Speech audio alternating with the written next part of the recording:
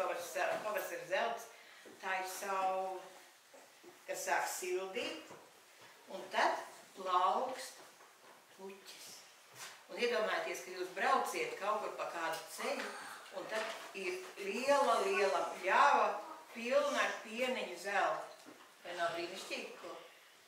Skaisti. Kaut ko skaistāk iedomāties grūti, vai ne? Vēlāk, kas nāk par zeltu? Rapsis arī skaists zelts, jo tā var, tā taču ir no rapšu eļļa un viss kaut kas tāds ļoti praktisks. Nu, pienen tā ir acu skatam un bitītēm, jā? Bitītes ļoti ganās pa pieniņu ziediem. Vesela pļava tāds smaržīgs zelts. Nu, vasarā vēlāk tas ir labības zelts. Zeltaini labības lauka. Un jo viņi vairāk, jo labāk, jo būs daudz maizītes no tās labības. Un tad nāk rudens zelts. Kāds tas ir? Lapas. Jā, zeltējošās lapas. Nu, skaists ir tas rudens zelts. Un mums ir tas stāvināts, ka mums tas tie 4 gada laiki. Un ir tādas ārzemes, kur vienmēr vasara viena. Un tad, kad viņi atbrauc pie mums un tā gadu padzīvo, tad paprast viņiem, vai viņiem te ir augsti. Viņi saka, nē, mēs jau uzvilkt varam vairāk kaut ko mugurā. Bet jums ir tik skaisti 4 gada laiki. Un rudenī tās lapas dzeltenās un sarkanās. Tādas mums nav. Redz, mēs nevaram varbūt tās to visu savu zeltu nemaz novērtēt. Un vislielākais zelts, visdārgākais, kas ir? Tas ir šeit, cilvēks sirsniņā, tas zelts. Kas nāk no teita, no māmiņas, no brāļiem, no māsām. Un kas jums visiem ir vienam pret otru, tas ir tas dārgākais zelts. Nu, bet pavasarī. Kas tad to pavasari tā ieskandē? Pēc jūsu domām. Kas ziemā nav, bet pavasarī sāk skanēt. Kas tas ir? Putniņi. Pareizi, putniņi. Un jūs ziniet, kā katrs putniņš dzied? Ko viņš māk pateikt? Nu, pavasarī pirmo putniņu, ko jūs varat saklausīt? Kas tas ir pa putniņu, ko jūs pavasarī dzirdiet? Strāstu. Strāsts, bet ir kas ātrāk sāk dziedāt? Dzegulis. Dzegulis vēlāk? Ko? Cīrulis. Nu, no tiem gājputniem tiešām cīrulis. Bet ir tāda putniņa, kas šeit ziemu pavada. Zīlītis. Zīlītis. Un zīlītei dziesmiņa, tāda, kā viņa dzied ziemā, atšķirās no tās, kāda viņa dzied pavasarī. Ziemā zīlīte, ko viņa dara? Meklē, kur var paēst. Visur sniegs, visur sasvalds, visi. Viņa dzied tā, salst, ēst, salst, ēst, salst, ēst. Bet pavasarī nemaz nav vēl viss sniegs nokus, bet saulīt jau sāk sildīt, lāsteks piln. Zīlīt uzmetusies kaut kur zariņā, saulītē un dzied, cik jākaļ, cik jākaļ. Ko viņi grib pateikt? Viņi grib pateikt, ka drīz nokusīs sniegs.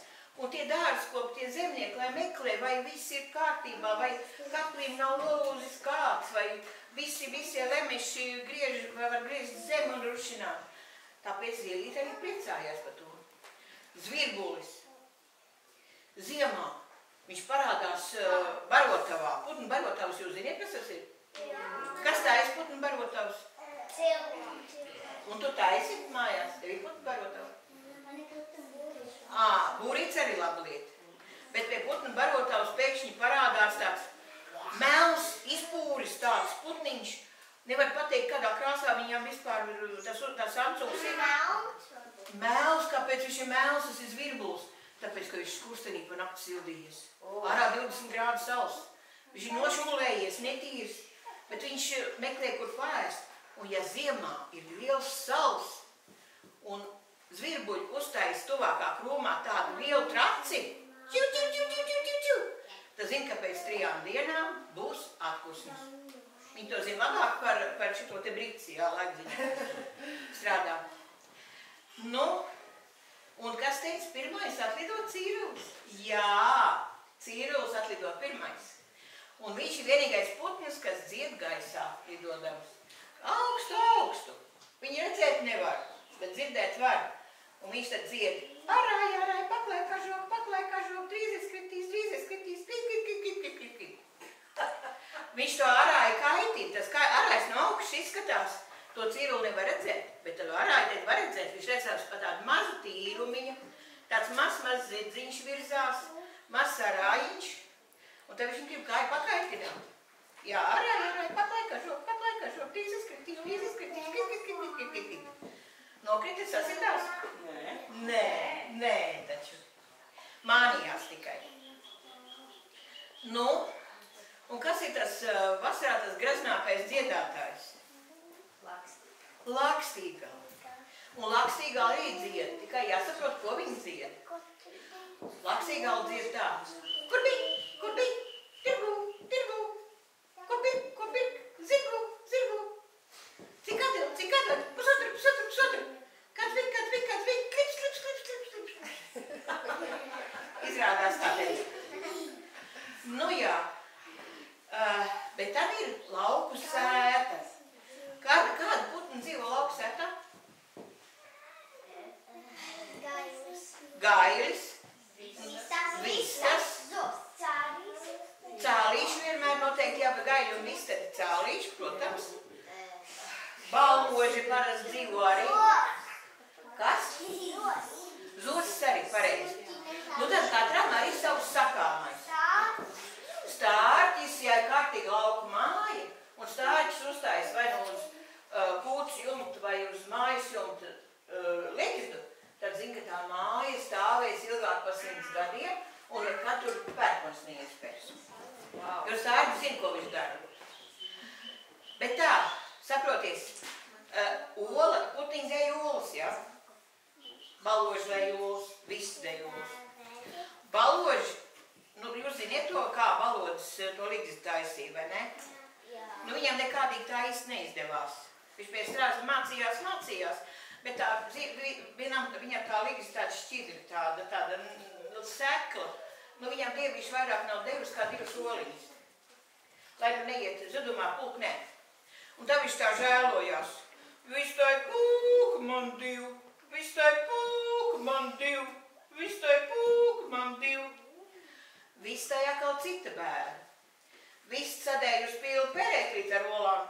Atnāk saimniec, pārkrāmē savā ķocītē, tās olīs. Atstāja vienu pašu padēklim, lai viss tā kā lietnedēja pa jaunu. Viss staigā kreņķēdamies. Ko man vērts dāt, veselu kukuļāk? Ko man vērts dāt, veselu kukuļāk? Izaug viss cālītis, tad arī nokalē ola. Nu jā, pareizi. Pēc tam jau tā ola domāt, bet saimniec aiznes uz mājām un izcepo omleti. Vai pankūku, jā. Nu, arī savs kreņķis. Bet gailim pa to nav nekādas daļas.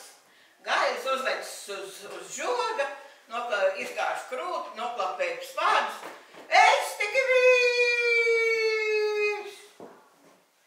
Tur kaimiņu mājās atskar. Es tikai vīrs! Un tad vēl tur tālu mežbalā atskar. Es arī vīrs! Un ja tādi vīreļi kādreiz satiekās, tie ceļi viņiem, nu tad spēlusiet pa gaisu, kamēr noskaidrojies, kurš tas stiprākais vīrs. Nu, tad vēl parasti tādās lauku mājās, ja ir tāds kārtīgs dārs un tulpe meži, dzīvo pūce. Pūce ir tāds sauciens. Kūvist, kūvist, kūvist. Bet kā tas ir, vai viss tā mino pūces jābaidās? Nē. Kāpēc? Kāpēc tās ir mājas?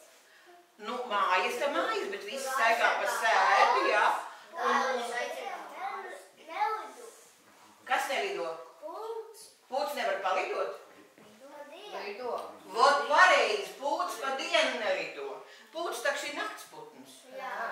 Nu jā, un pa to laiku, kad pūts sāk lidot, viss jau sen kūtī guļ. Tātad tā tikai tāda dižošanās, tāda baidīšana, jo īstenībā pūtas pa nakti, ko viņas ķer, peles.